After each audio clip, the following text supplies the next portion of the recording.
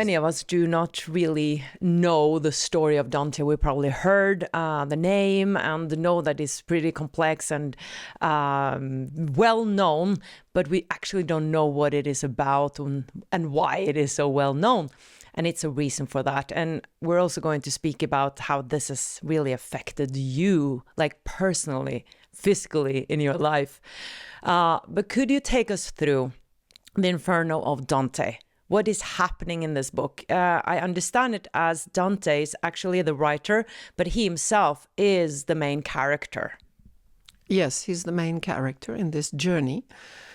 And it starts, the start of the poem is very famous because it tells about him.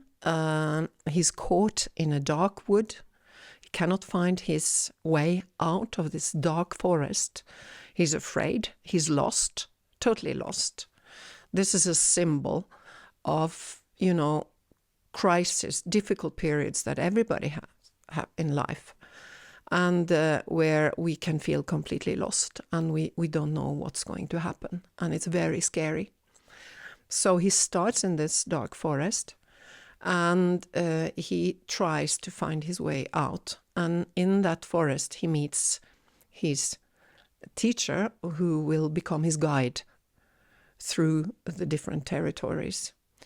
And so this first territory, which is Inferno, is underneath the surface of the earth. So they go through a little hole in the stone, in the forest, and then they come underneath and finds a whole enormous territory, a hole. Like a hole underneath, which is divided in 9 different circles. And then they walk through these circles one by one. And Dante wants to meet and speak to the souls that he meets on his way, because there are thousands and thousands and hundreds of thousands of souls who lives in these circles, in this big hole underneath, inside the earth. And in the middle of the earth, down at the bottom of the Inferno, he finds Lucifer. Lucifer, the fallen angel, that was kicked out of paradise, of heaven, because he was so arrogant that he wanted to compete with God himself. And he has an angel-like feature, but he is completely black, with black wings, and he's enormous, and he's sitting representing the darkest part of the human soul, down at the bottom. So Dante's journey is the journey down and to meet Lucifer. So do I understand it correctly that these circles are sort of like this, that they're going down and down, there are different levels, and then he's journeying through these different levels, so it's actually getting darker and darker, like the experiences to the souls are getting darker and darker? Yes, and it's a symbol. This is also a symbol of these tendencies that the human being have, you and me and everyone, that can be darker and darker, more and more, can you say, more and more evil. And then you come to the really evil part, at the bottom. Could you share a little bit about the different levels? What does he meet first? He meets a lot of souls. What happens? So before he goes into this little hole in the stone and comes underneath the surface of the ground, he meets Virgil. No, so Virgil, he's walking together with Dante inside that little hole, and the first souls that they meet are the lazy ones. Souls that hundreds and thousands of souls running back and forth beside a river that is called Styx.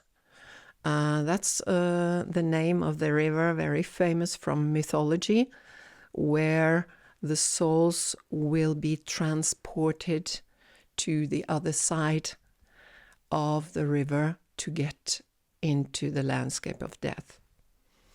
And just beside the river, they run up and down, and Virgil, the sort of the guardian spirit. the guide, yes, yeah. His guide, Dante's guide, explains to Dante that, because he says, who are these running back and forth like this? They seem completely hysterical.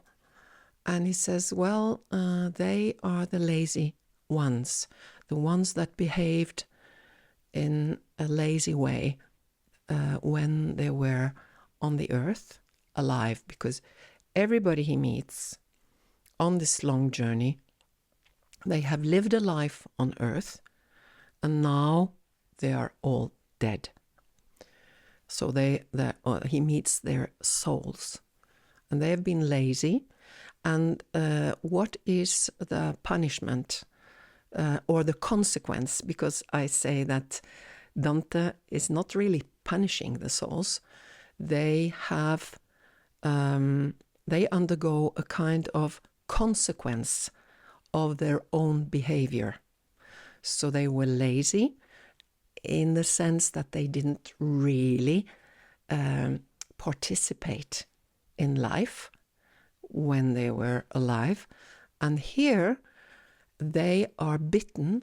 They run around because they're bitten by big insects that bite them and fly after them continuously. So they have to, relate to this terrible situation. They cannot be lazy.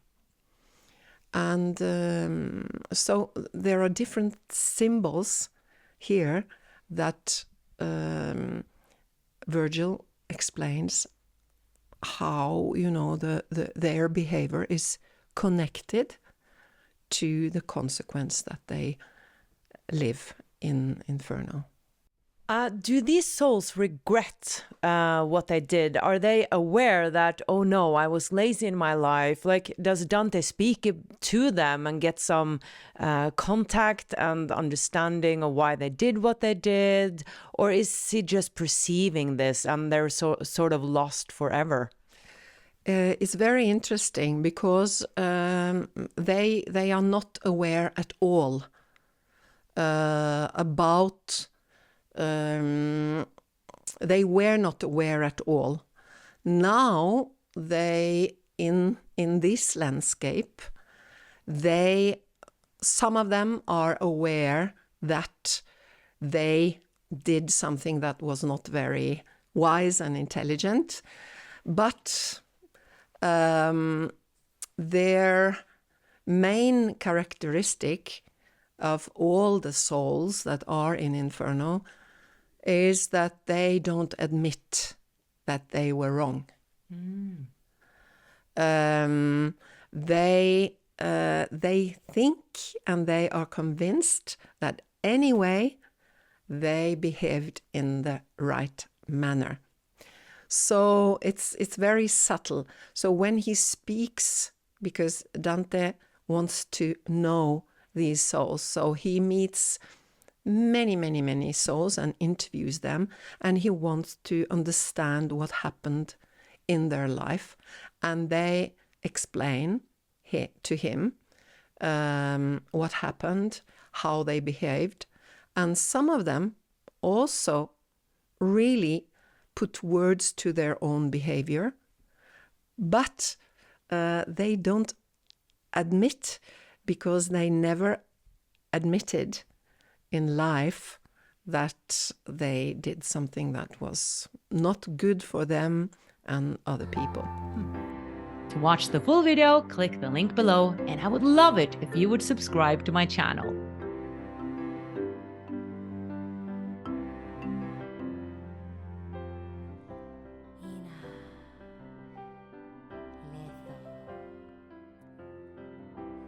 Resto maliata falia, tan shavra leto.